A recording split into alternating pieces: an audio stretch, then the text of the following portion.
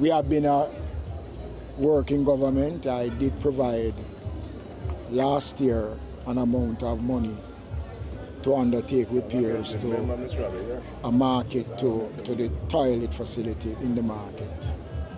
Those works are ongoing as I speak, but there needs to be much more that needs to be done to address the issues, not that were raised by the vendors, but also by persons who are shopping in the market district. It's not proper to see people selling in the market what want to fix. When rain fall, the market leak, people think damage and stuff like that. And they only come and promise that they're going to come and fix the market. Hopefully, they are trying to do it now, so hopefully they continue to do it and fix it, make everybody get their money worth, because you're collecting market fee from each and every one of us. You understand? The road and the market street, they collect money from us to sell on the street, because the market cannot hold everybody.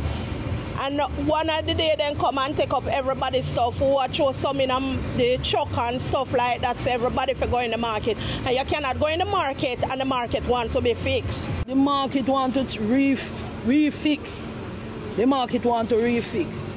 Not the bathroom alone want to fix, the bathroom. The market want to fix that people can come inside the market. The ministry is going to be providing $15 million, which we will release immediately to the Central Municipal Corporation, specifically to deal with the issues surrounding the St. Anne's Bay market. There needs to be urgent repairs to the sidewalk. There needs to be some cleaning up of the facility, putting on a coat of paint to lift the facility. The work here is extensive.